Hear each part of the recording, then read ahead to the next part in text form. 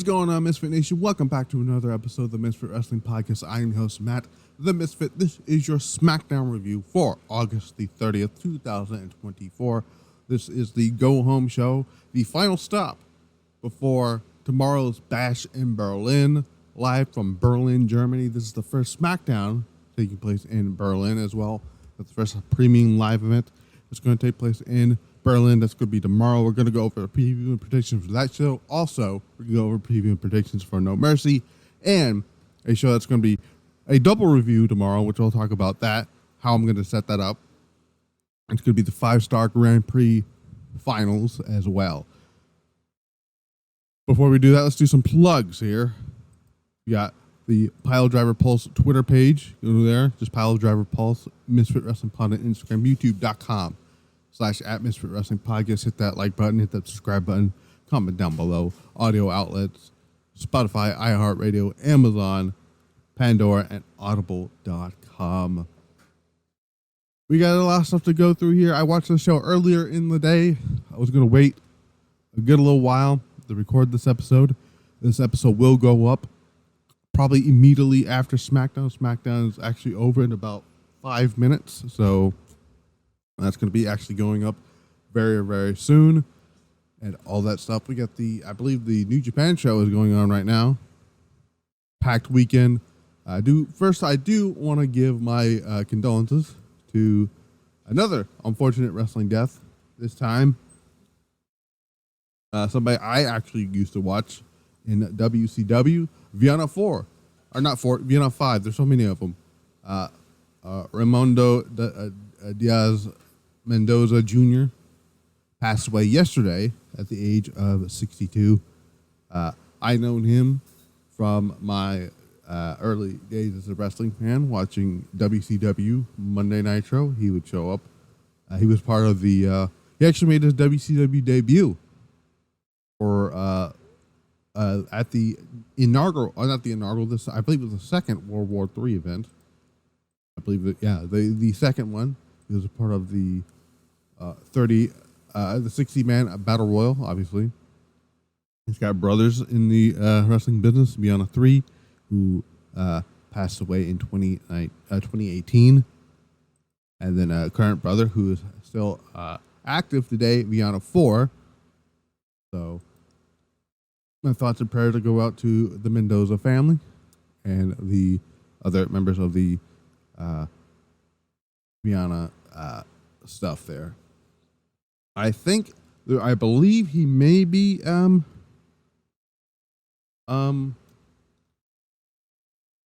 he may be related to Raul Mendoza. If I can find, let's see. Let me look here. I don't think he is. He could be. I don't know, but I don't want to assume anything. But again, my thoughts and prayers go out to the family of Villano 5.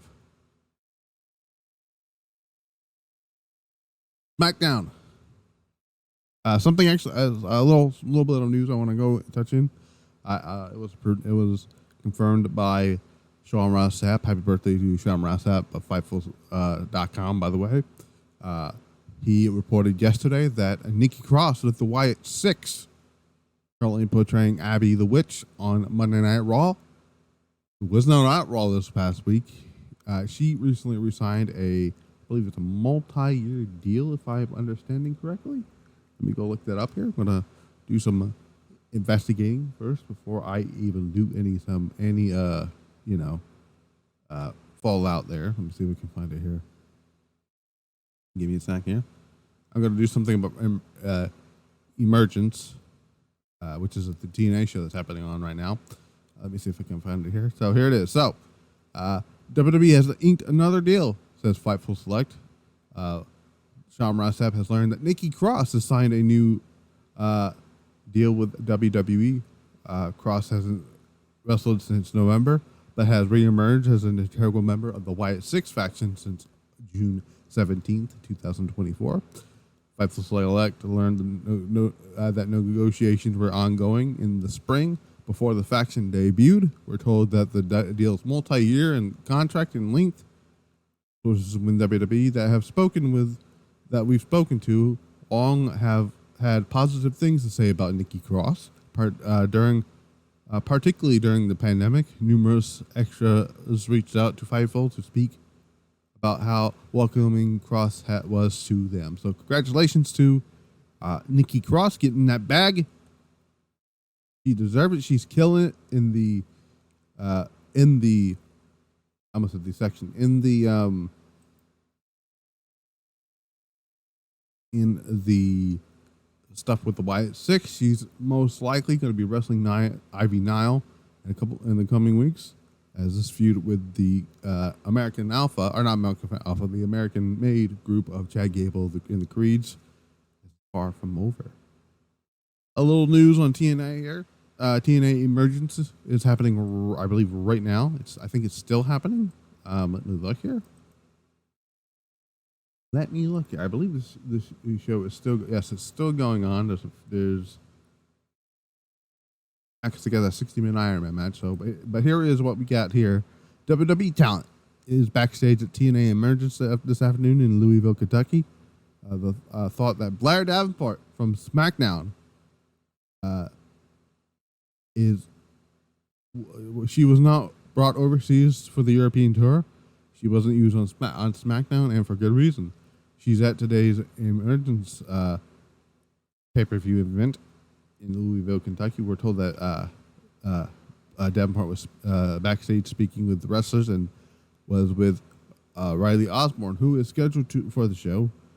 Where we've not been told if Blair Davenport will be featured on tonight's show or tomorrow's TV tapings in any capacity. So, to my knowledge, she didn't compete on this show. So, but I believe, I could be wrong here, but I believe, yes, that is the husband of Blair Davenport, formerly known as B.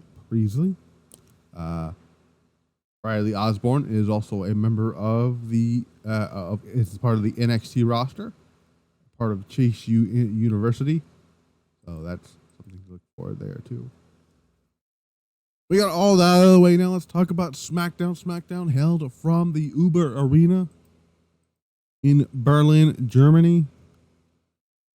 It's going to be the same site for tomorrow's Bash in Berlin event. This is actually going to be the last SmackDown show for a while for Mr. Wade Barrett as he moves over to Monday Night Raw for the next, November, December, January. For the next 5 to 6 months, he will be with Joe Tessitore on Monday Night Raw, and then they're going to go back over to SmackDown with Joe and Corey Graves. That's going to be the SmackDown team in January. But until then, it's going to be on SmackDown. It's going to be Michael Cole and Corey Graves. We start off with LA Knight's Open Challenge for the United States Championship. He coming after his successful title defense against Santos Escobar last week. A lot of names are being thrown out here. We'll talk about who they were in just a little bit. But LA Knight comes out. He says basically, I'm looking for it. He talking about Washington DC kind of thought it was pretty funny that he got a little booed there for that. But he's like, come on out, whoever it is. I don't care who it is. Everybody, all the names are going to be thrown out. There was one name everybody was throwing AJ Styles out there, Shinsuke Nakamura. There was a very good chance that it could have been Santos Escobar again. But it ended up being not Berlin's own. I don't know why I said Berlin's own. That didn't make any sense to me. Germany's own, Ludwig Kasier. I believe he is from. I'm not even going to try to pronounce where he's from, but he is from Germany. The crowd popped huge.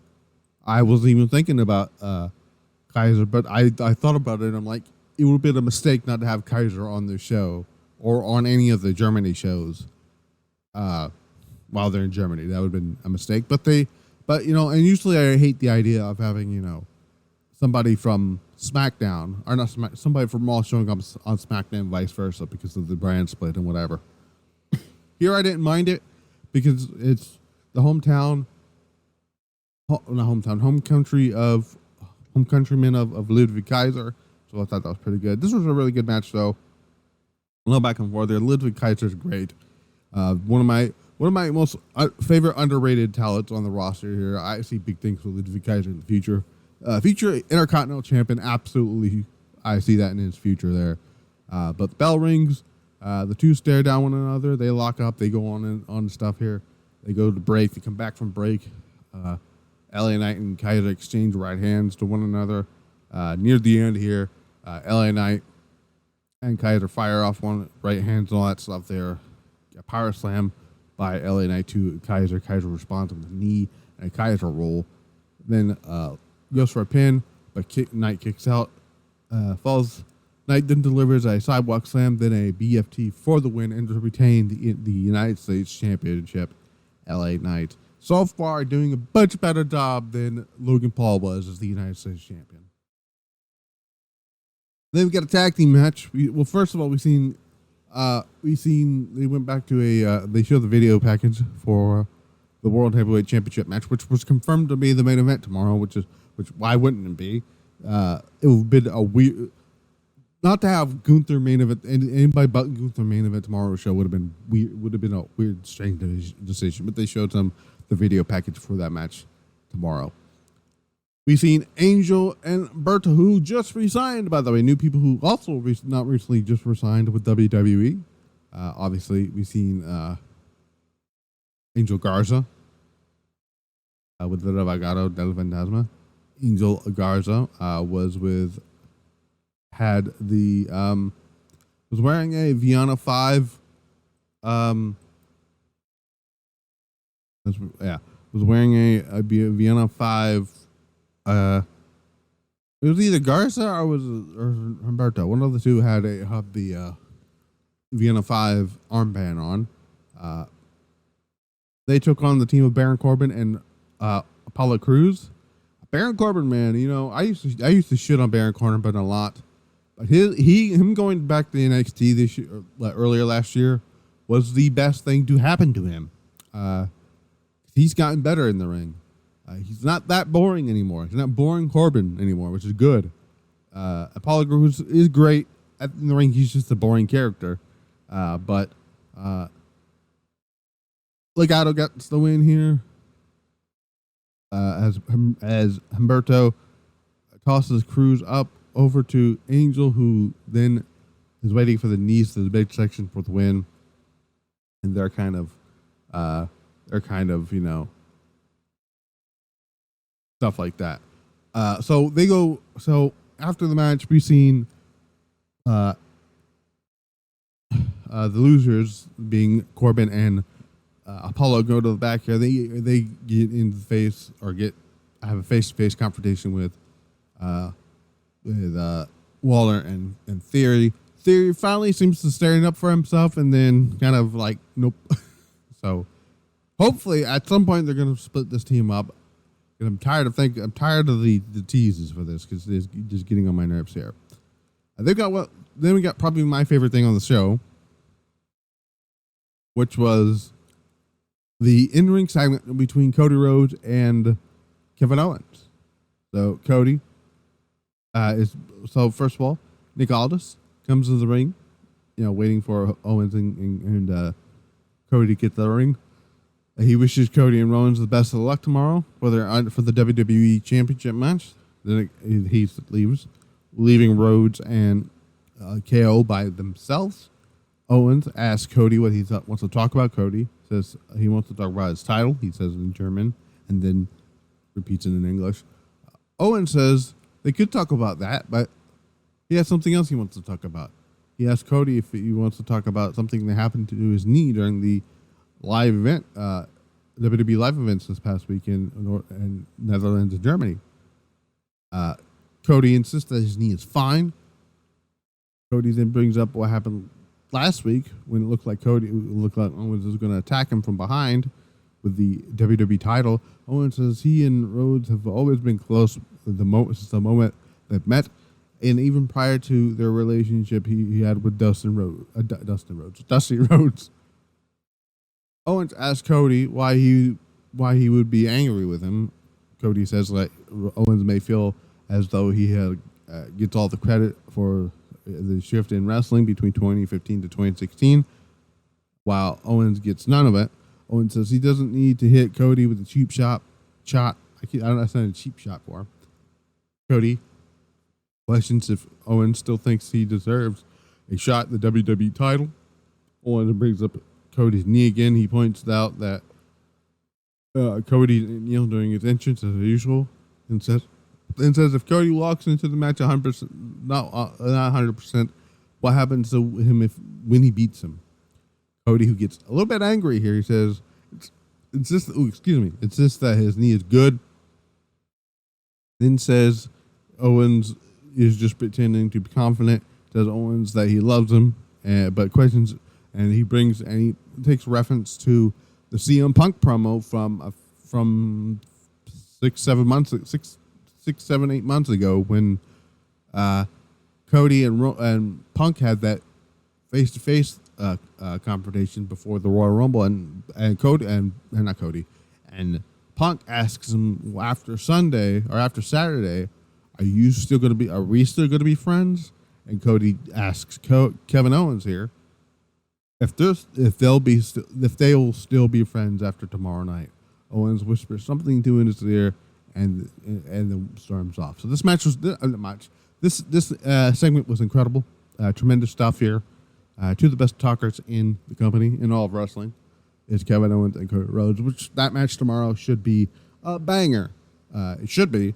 It's Cody Rhodes and Kevin Owens, two of the best in-ring talents as well. So that should be good stuff here for Berlin. By the way, Berlin is going to be hot tomorrow because they did some great chants here tonight. So my favorite match in the show, it's always these two. These two have always had great chemistry with each other. That being Andrade, Carmelo Hayes. At this point, it is 2-1. Of course, Andrade beat Melo the first time, and then I think it was last week or the week before. Carmelo Hayes got the win over Andrade here. I'm gonna go into this because I got a lot of shows I can get through here, so I want to get through as much of SmackDown as I can here. So we go back from break here. Andrade runs over Hayes with a back elbow, with that spinning back elbow that he does here. Follows up with a dragon screw to Melo. He kips up, ascends to the top rope, looks for the moonsault, does the patented Andrade moonsault thing that he was able to hit. If he doesn't hit the first time, he goes and does it again. Melo responds with the first 48 and Meteora, then goes for a pin. Andrade kicks out. Melo then lands a kick on Andrade. Andrade responds with the Three Amigos. Hayes lands on his feet on the second one, but Andrade sends them crashing down to the mat. Hayes catches him with a super kick, goes for the pin. Andrade kicks out. Let me get some water here. Ooh, excuse me.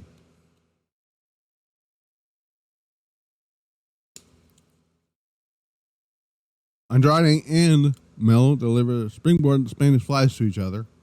Andrade pins Hayes. Hayes was able to kick out. Andrade then connects with a back elbow after they come back from break. He goes for a second pin. Melo was able to kick out. Melo sends Andrade crashing into one of the turnbuckles that was exposed early on in the match.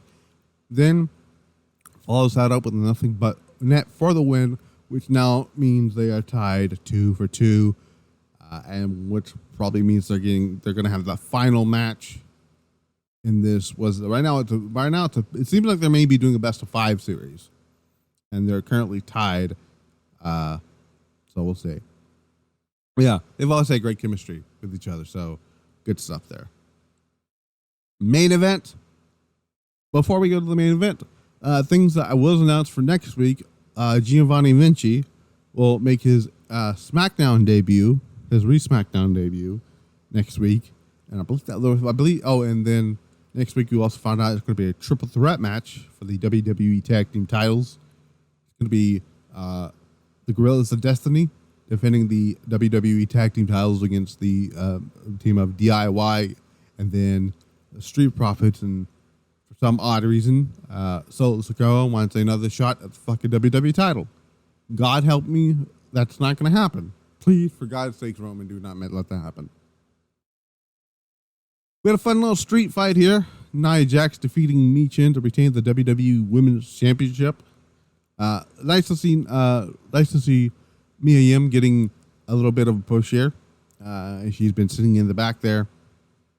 I'm just gonna go through the most of the near the ending of this match here. As Mia Yim grabs another trash can from the ring, dumps it into the ring. Nia clocks Mia Yim with the chair that's already in the ring. Then gets up, sets up a table for the Annihilator. Mia Yim. I said Mia Yim escapes, lands a powerbomb on Nia Jax through a table. Tiffany Stratton comes out to the ring, hits Nia Jax with the Money in the Bank briefcase. Considers cashing in, but decides to get into when Nia sees her. Tiffany then places Nia on top of Mia Yim to get the win. To pin her, Mia Yim kicks out. Bayley makes her return here, comes out of the ring here, levels Stratton with a clothesline. They start brawling over the timekeeper's area. They are gone for the rest of the match here.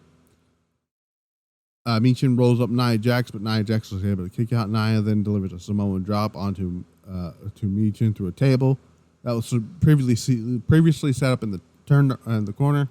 Places a trash can on top of her head. Poor Mia Yim gets hit with an annihilator, and she feels the impact of the trash can and her ass on her for the 3 count. And Nia Jax retains here. After the match, Nia gets a few more shots in with Mia Yim with a kendo stick as she struggles to get out the garbage can, holding up the WWE Women's Championship as the show goes into the air.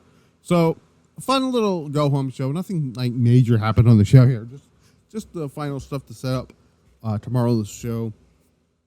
A fun little United States Championship match between Ludwig Kasier and LA Knight.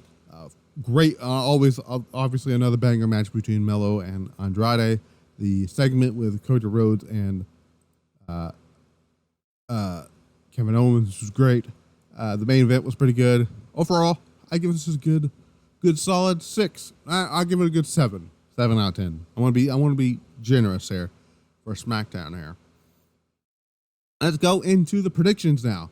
So I'm gonna go into the WWE side of stuff first before I get into the Stardom one, because that one's kind of, that was the one that's coming up in a few hours. So, but I'm gonna get into this here first.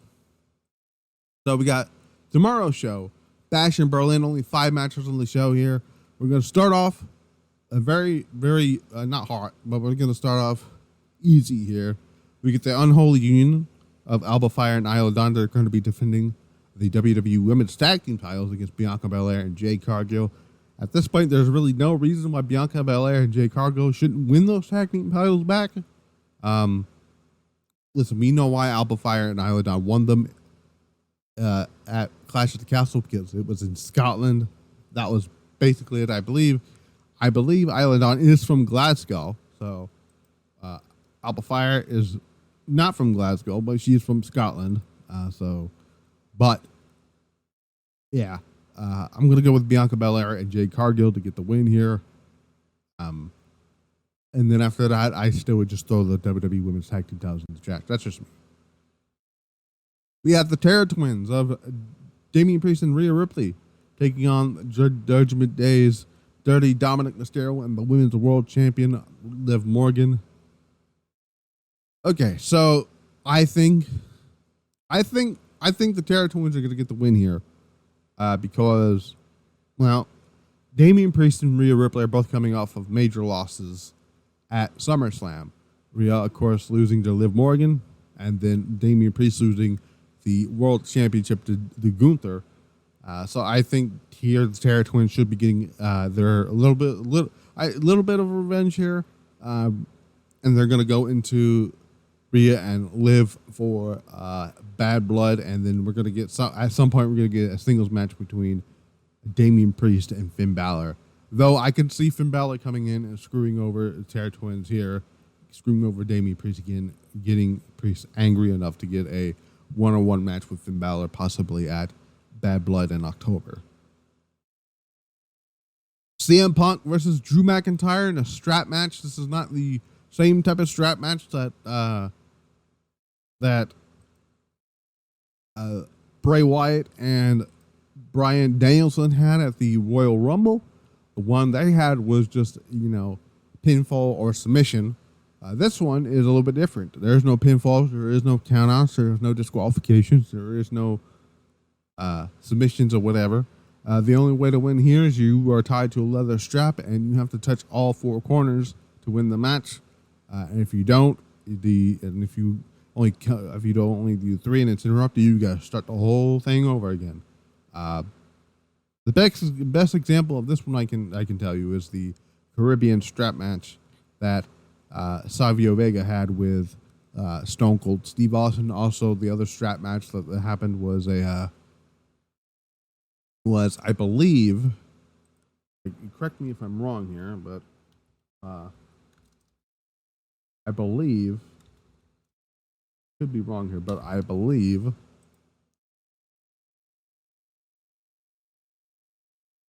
if I can find the CM Punk. I don't know if CM Punk had I wonder if the strap match that they had before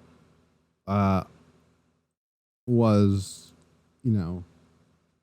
I can't. I'm not even going to try to find the list of strap matches. Here we go. Strap matches. Okay, so I'm trying to find the more, pinfall. So I think the Texas Bull Rope match is another one I was thinking of here. I don't know if he went by pinfall here. I can look. But CM Punk, who was actually undefeated in strap matches, Extreme Rules 2019, or 2020, not 2020, 2009 defeated Umaga in a Samoan strap match, and I believe they mentioned something about Ohio Valley Wrestling. I don't remember what match it was, but Punk is undefeated in strap matches. Drew McIntyre's never competed in a strap match. But this is where CM Punk is going to remain undefeated in strap matches because there's no reason why CM Punk should lose this match, because if CM Punk loses the match, why would I care about a third match? This is all to set up the eventual third match, which is going to be contested inside Hell in a Cell at Bad Blood. CM Punk, Drew McIntyre. CM Punk is going to get the win here. And then Drew McIntyre is going to, cry about it on Twitter or whatever. But Punk is going to get the win here. This is up with the third and final match, blow-off match for Bad Blood and the Hell in a Cell match. WWE Championship match. Cody Rhodes defends the WWE title against Kevin Owens. This match was set up because Cody Rhodes just gave it to him because as a reward for helping him out with the bloodline here. Kevin Owens says he never wanted this match. He says he doesn't deserve it. But this match is gonna rule. Two of the best workers that they have here, two of the best mic workers, two of the best wrestlers that they have in the company. This should be a good, very fun, awesome match. I'm very looking forward to it here. But Cody Rhodes is absolutely going to retain the WWE title because if the cards are aligned here, this is going to eventually set up the eventual heel turn for Randy Orton. We'll talk about Randy Orton in just a little bit here. But Kevin Owens is going to come up short here. I believe this could be Kevin Owens' first. Hang on, let me look this up here. Could this be Kevin Owens' first one-on-one title match here? for the WWE title. WWE title. Let's see. Let me see one-on-one singles matches here. As far as I understand, he's never had a. Oh no, he did. Okay, so his only other singles match for the WWE Championship on pay-per-view, because I'm not counting the Universal Championship from last year's Royal Rumble, was the Money in the Bank. Yeah, Money in the Bank 2019. It was Kevin Owens and Kofi Kingston. Other than that, like, that was it. Like, the other matches were on house shows, but this will be the second time he's going to actually challenge for the WWE Championship. Again, I'm not counting the match at the Royal Rumble with Roman Reigns. That was more for a Universal title match. So, but yeah, Cody Rhodes is going to get the win here, and I hope to God they don't go into the direction of Cody and Solo Sikoa again, because I don't want to see that. Main event: Gunther defends the World Heavyweight Championship against Randy Orton. Gunther, who won the World Heavyweight Championship back at SummerSlam from Damian Priest because of Finn Balor's involvement. The stipulation is if Orton wins the championship, he will be transferred to Raw, and Gunther will be transferred over to SmackDown. That's not happening. This match is coming about because the finish to the finals of the King of the Ring was controversial, as when Gunther went to pin Randy Orton's shoulders were up off the bat. I wasn't sure if they were going to go back to it, but they eventually did, and now we're getting Gunther and Randy Orton, which should be an excellent match because the match at the King of the Ring was very excellent up until the finish that ruined it for us. But Gunther's going to retain here. I don't know what's next for Gunther. When it comes to world title matches. They could set up something with somebody. Who knows? They could go back to Priest, have Priest to get a rematch. Possibly do a three-way at Bad Blood between Priest, Balor, and Gunther. We'll see. But Randy Orton is going to lose here, and then is going to get upset with Cody Rhodes for Cody giving Owens a championship match, and that's going to plant the seeds for the heel turn for Randy Orton, and we're going to get Randy Orton and Cody Rhodes going into the fall, possibly all the way to the Royal Rumble, where Cody Rhodes eventually, dethrones there's a good chance Randy Orton might win the WWE title. We'll see. But that's Bash in Berlin. Should be a very good show here. Another show that should be very, very good. That is No Mercy. That's taking place on Sunday night from Denver, Colorado at the Ball Arena. So we only have we have 6 matches in the show. We have Wesley taking on Zachary Wentz from TNA. This should be a very good match. I'm going to go with Wesley. However, Zachary Wentz just won I believe he just won the X Division Championship from, could be wrong, but I'm pretty sure he just won the TNA X Division title. If I can find it. At Emergence. If I can find who. I'm almost positive he just won that title. I had just seen this not that long ago. Yep, here we go. Emergence. Yeah, he just won the championship from who did he beat? He beat so it was an Ultimate X match. He defeated former champion Mike Bailey, who ended up winning that title from Mustafa Ali. Zachary Wentz defeated former champion Mike Bailey, Hammerstone, Jason Holtz, Riley Osborne from NXT, and Laredo Kid. So that's an interesting dynamic. I personally would change the match to an X Division Championship match.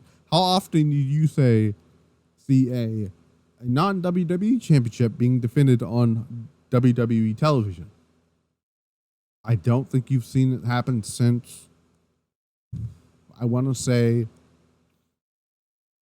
the 90s, when they did the whole thing with the NWA.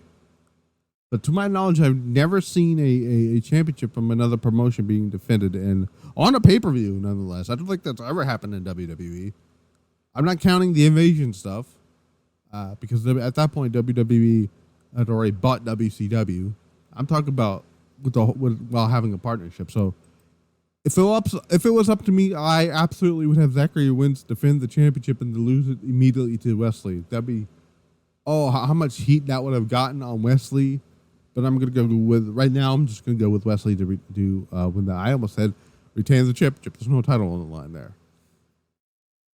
Andrade Chess and Rich Holland would defend the NXT tag team titles in a rematch against Nathan Frazier and Axiom. Nathan Frazier and Axiom are not going to win these titles back. This is where Nathan Frazier is going to finally turn on Axiom, split that team finally, and Andre Chase is going to go on to better things as the NXT tag team champions. Kalani Jordan will defend the NXT North American Championship, Women's North American Championship against Wendy Chu. I'm not a big Kalani Jordan fan, if I'm going to be completely honest here. I think they're going to put the title on Wendy Chu. I don't know. Something tells me they're going to put the title on Wendy Chu, and I'm picking Wendy Chu to win the championship here. So yeah. The other North American Championship, the men's North American titles are going to be on the line. Obafemi will defend and defeat Tony D'Angelo. There's no way in hell that Obafemi is going to lose to Tony D'Angelo. Because why would he? Right? Why would he lose to Tony D'Angelo of all people? Come on now. Come on.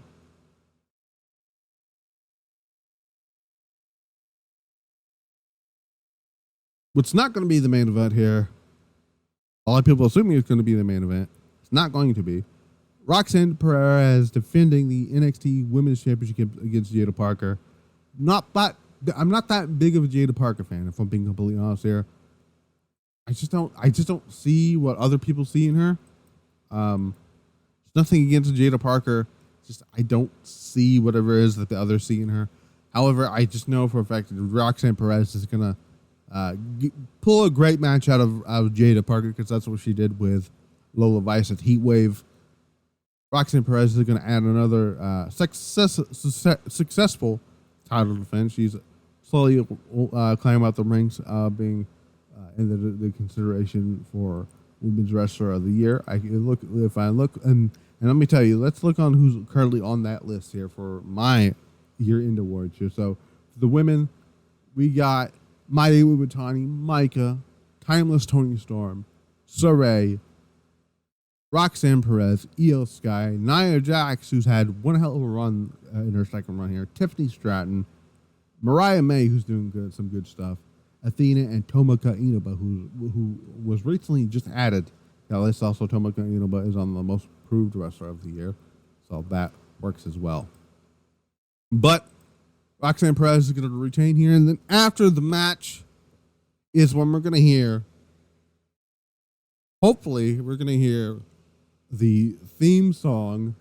If I can look for the name of, I know it's in here. Give me a second. Give me a second. I know it's in here. Let me look for it here. I have the theme song. I know I do. I was listening to it last night. I think it's called. There it is. So, The Glorious Way. What the theme for one, Julia. I think that's when Julia's finally going to make her long-awaited, anticipated official debut for NXT, and then they're going to set up one of the biggest title matches in NXT history. That's going to take place on October the 1st in Chicago. The first show on the CW will be main evented, in my opinion. And I just see Momo Watanabe do the CEO thing. Never change my Black Peach.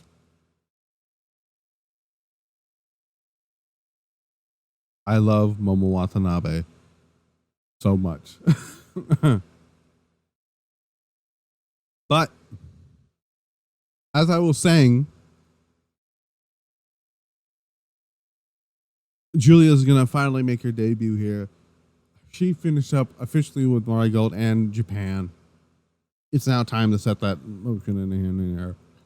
You can worry about Stephanie Victoria and Delta later. Julia is going to finally get put on the show, and she is going to confront Roxanne Perez, and we're going to get that big match set up. And then that's when Julia is most likely going to win the NXT Women's Championship in Chicago, and the Roxanne will finally move on to the main roster. What I'm presuming is the main event of this show, Ethan Page defending the NXT Championship with Chuck Williams as a special guest referee against TNA's own Joe Hendry. Now, if this is up to me, right, I would put the title on Joe Hendry. I think Joe Hendry got fucked over at Slammiversary, right? But something tells me, something tells me that they're somehow, some way, they're gonna have Josh Alexander. I think, but I don't think it's gonna happen because I think Josh Alexander is gonna come in and he's gonna help Ethan Page retain the NXT title. I don't know how they're going to do this. That's what's going to happen here. And Ethan Page is going to walk out of Colorado with the NXT Championship because of Josh Alexander. So those are my predictions for those WWE shows. Let's go on to the show that's happening in just a couple of hours, actually. We get the 5-Star Grand Prix Finals 2024. Got matches. The full card was announced yesterday or the day before. Let's go into the non-tournament matches here. So we have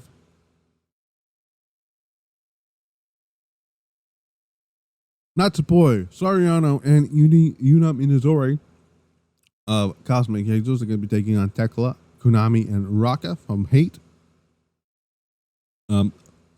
This is where I think, so this is going to be the only time that Hate actually loses a match, because it's going to be a big night, I think, for Hate outside of this match here. I see no reason for them to get the win here. I'm getting Neo Genesis, which is Starlight Kid, Azumi, Miyu Amazaki, Azusa Suzuki, and Mei Sarah. Going to be taking on God's Eyes, Shiri, Saki Kashima, Lady C, Rina Yagami, and Ariza Sarah. I'm going to go with Neo Genesis here. Love me some Neo Genesis here. Not the greatest look for God's Eye at the moment here. Now God's Eye has suffered quite a lot since Ami Sarai went down with injury. So, but I don't see them getting a win here, so I'm going to go with Neo Genesis to get a big win over here. Xena will take on Saya Ida. I think Saya Ida is going to get the win here. Just because here. Saya Ida, who had that one victory over Tam Nakano in the 5-Star Grand Prix, and then that was it. They said, we're just going to let you win this match here, and then screw your other matches there. So there's that. Anna Jay, who will be, I'm assuming, going back to the United States, going back to AEW following this show, should be taking on Momo Kogo. I think Anna Jay is going to get the win here, unfortunately. Momo Kogo, kind of like the, I wouldn't say loser of Stardom, but she does take a lot of L's, and she could unfortunately take another one here against Anna Jay. Koguma and Hazuki Fukudoa Double Crazy will take on Aya Sakurai and Saika Kurora. I would be shocked as hell if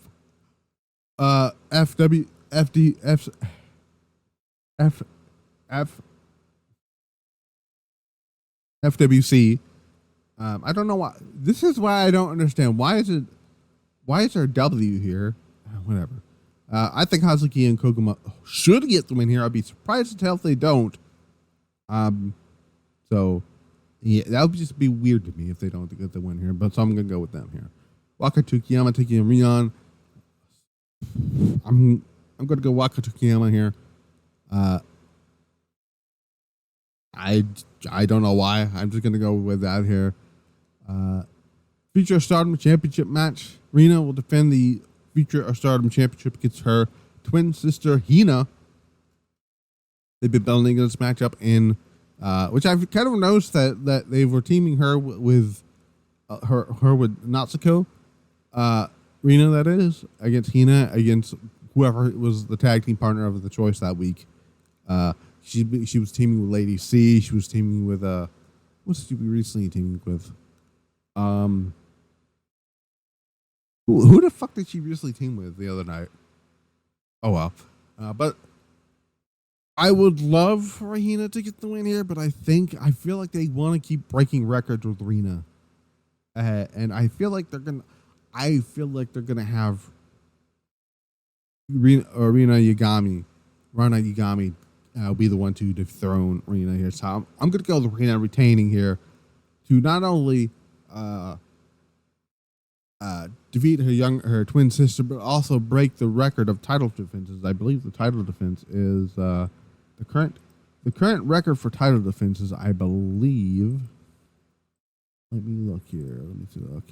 The current number of title defenses is actually tied with Hanan and Rina, and if Rina beats Hina here, she will then surpass her older sister Hanan.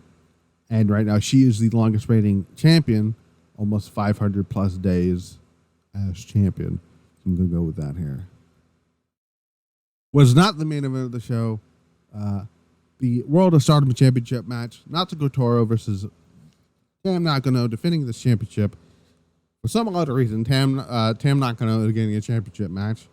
She didn't win any of her matches at the 5-Star Grand Prix. She got the shit kicked out of her. Like, legitimately got I don't know where this idea came from that Tam Nakano was the favorite to win this tournament.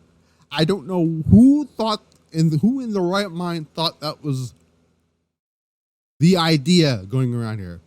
There was only 2 favorites to win this tournament, and they're in the semifinals tomorrow, or in a few hours. That being Saya Kamatani and Micah. Who in the fucking right mind said Tam Nakano is going to go to the final and she's going to win the thing? She's the favorite. No. This whole tournament is not about Tam Nakano. It was never about Tam Nakano. The story being told with Natsuko Tora as the champion does not include Tam Nakano. Tam Nakano should not be walking out of this show. Where is the finals of this show at? Let's look. I don't think it's Kurgan Hall. The finals is taking place somewhere. I don't know where they're taking place at. I have no clue. They don't even have it listed. Anyway. Not Natsuko.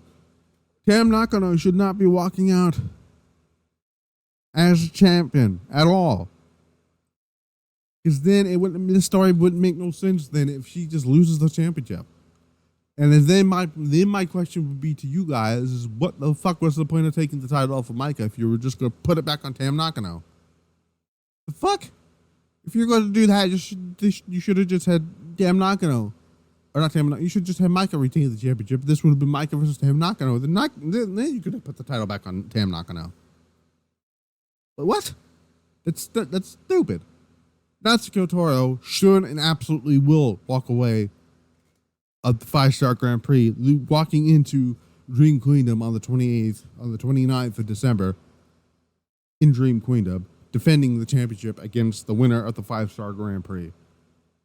Speaking of which, we get the semifinals of the 5-Star Grand Prix. Red Star semifinals, Micah versus Mayu Iwatani. First time ever matchup.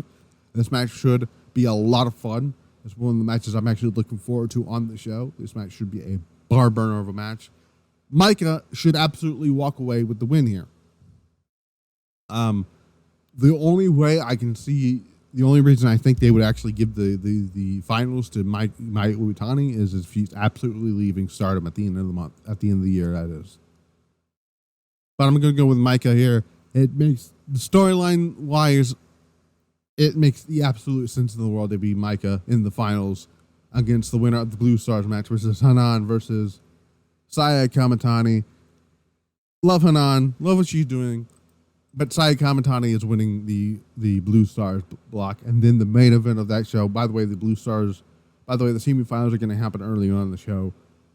The finals is going to be Micah versus Saya Kamatani. And my pick to win is Saya Kamatani. This story just screams Saya Kamatani. I don't know why people are like, oh, if Micah wins, oh, if Natsuko wins, Micah's winning. If Tam wins, Saya's winning. Like, just because Saya wins doesn't mean Tam's winning the championship. The story is not with Tam and Saya. What? What? I don't give a fuck about what happened in the last year's 5-star. That was last year. The story is Tam Nakano, or not Tam, fuck it. You got me talking about Tam Nakano. The story is Saya Kamatani and Tam Nakano and Natsuko Toro. Saya Kamatani is going to win the championship from Natsuko Toro. And Saya Kamatani said this in an interview recently. She said, and I quote, if I can find the tweet here. Here she said, Saya Kamatani on challenging fellow Hate member Natsuko Toro for the World Stardom Championship. She said, right now, Natsuko is wearing the red belt, so I think it's best to wait for the right timing to challenge for it. First of all, I want to win the 5-star and show the craziest nightmare in history. I'll wear the red belt and dye Stardom pitch black. I've been saying this from day one since I've been saying this since the conversion, right? Before the conversion, like when the conversion happened, well, actually before the conversion happened, I said that the finals was going to be Micah and Saya and Momo Watanabe. Obviously, that didn't happen. So Momo did not do very well in the 5-star this year, which is bullshit. She did phenomenal last year. But during that whole tournament, she didn't cheat once, right? Until like the last match against Tam Nakano, which was the only match she won, and I believe that was her last match in the tournament. That was going to be my finals there, and I said, well, no. But then the conversion happened.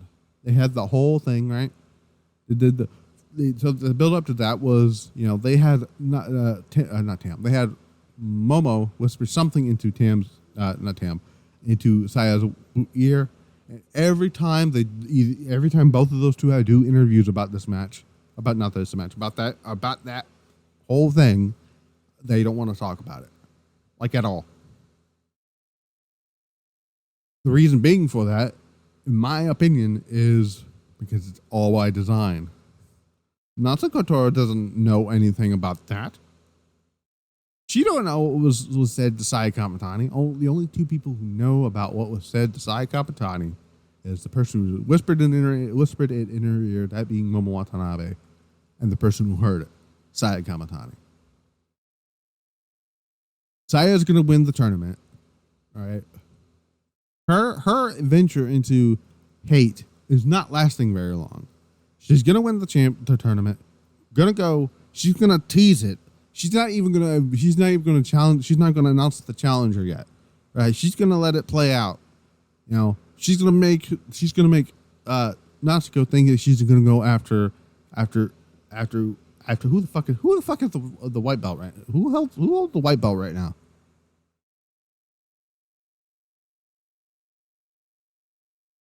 Who holds the fucking white belt? Is that Sariana right now? No, not Natsupoi. She is going to make Natsuko Toro think she's going after Natsupoi. For maybe 2 months, 3 months. She's gonna make people think about that. And then when it comes to strike, when she least expects it, Sia's gonna be like, nah, bitch, I've played you. I played you like a fiddle. I'm going after you and your red belt at Dream Kingdom, whether you like it or not. And in that match, near the end of it, a certain Black Peach would have had enough of Natsuko Kotora's bullshit, the bullshit that plagues the group that she's in, because she's getting tired, sick and tired of them getting involved and then by the way, I just want to point this out. The members of Hate cost Momo Watanabe the 5-star Grand Prix. Even getting a shot to going to the finals, even let alone staying in the tournament. Because they kept getting involved with her shit. Last year, they didn't even attempt to get involved in her shit because she was winning matches. And at this point, she's gonna have had enough of Natsuko Kotora, Tekla getting involved now. Kind of got fucked everything up for her, right? Blame everything you can on Tekla. Konami now back is ruining a lot of things for her. Because when Konami was there, Momo Watanabe didn't see eye to eye with her either. She was very much annoyed that Konami kept getting involved with her matches during this tournament, especially that first match, right? I believe it was the first match, wasn't it? Did she not wrestle in that first? Yes, the match with Osby. She was very annoyed that that fucking what's her name got involved, Konami. And now when we get to Dream Kingdom, Saya, who said I fucked with you. I played you like a fiddle. I'm going to challenge you in the red belt. And then when the rest of Page's not even thinking about it, Momo Watanabe is going to pull the referee out of the ring while Natsuko goes for her patent finishing maneuver. And Natsuko Kotora is going to have this dumbfounded look on her face, like, what's happening? I thought we were cool. No, bitch, you fucked up. You royally fucked up when you tried to speak for her during the original build up to the conversion, because you was trying to talk shit. While Momo's trying to figure all this out here, Momo didn't want you to talk shit about Saya Kamatani, right? Because she still adores that woman, right? So now you done fucked up by not only doing this, adding somebody you first kicked out one of her best friends in Starlight Kid without her being around, then you basically forced her in this situation to beat up Starlight Kid, which I don't think she wanted to do that. So then we get to the 5-star Grand Prix and Natsuko Kotora's plans of the 5-star Grand Prix blew up in smoke as every time Momo was trying to follow the rules, you'd have Tekla out there, you'd have Konami out there. Hell, sure, Saya Kamatani was out there too. But the blames are going to be mostly on the other ones for costing her the 5-star Grand Prix matches. Not once, not twice, but not 3 times, but 4 times. 4 times. Momo, actually all of her matches, right? It cost her the match with Mei Sara, the match with Tomoka Inaba, the match with Azumi, the match with Momo Watanabe, the match with Saya Ida. It's the one time where she wanted to play by her rules and won was Tam Nakano. And Momo's going to screw over Hate, and then Saya Kamatani and Momo Watanabe are going to reform a group. It's not going to be Queen's Quest, but it's going to be something.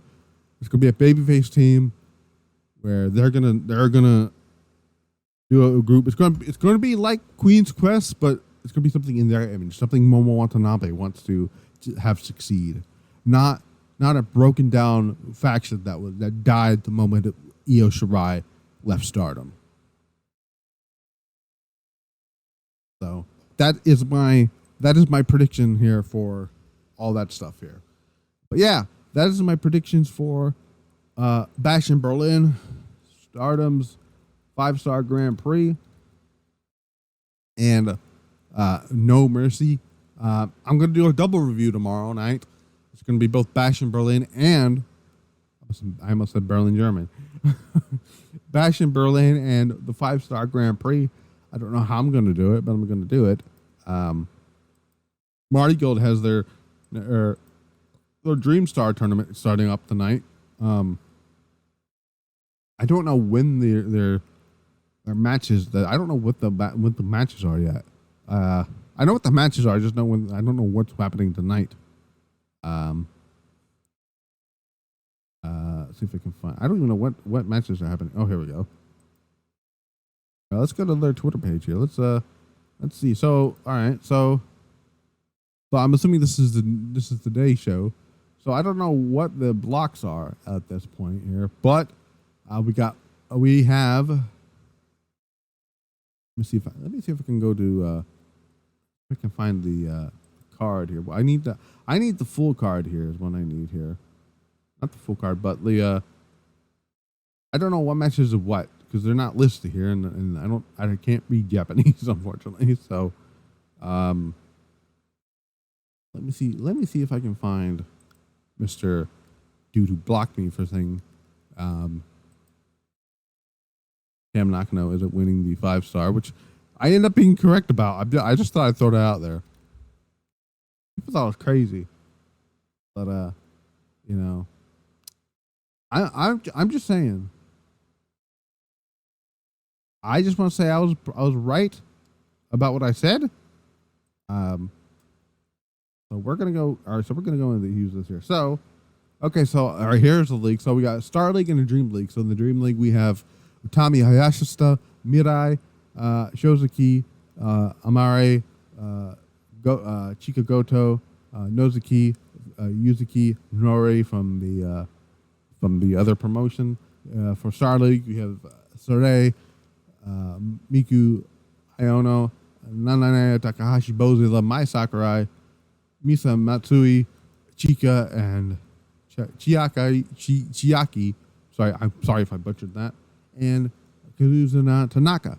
So these are the show that. So they have a day show and a night show. There's going to be 2 different shows on today. Dream League, we got Utami and Nozuki. I'm going to go with Utami. I think Utami is going to sweep the block here for this. Maybe. Utami is my pick to win the Dream Star tournament, by the way. Mirai versus Goto. I'm going to go with Mirai there to get the win here. I'm going to go with Nori to get the win there in her match with Amare. Shosuke versus Yuzuki. I'm going to get Yuzuki to get the win there. Mai Sakurai versus Takahashi. Unfortunately, I'm going to say Mai Sakurai to get the win here. Miku Ano. I'm going to say Miku Ano gets the win against Misa Matsui. Bozilla is going to get the win against Naka. That's the day show. The night show.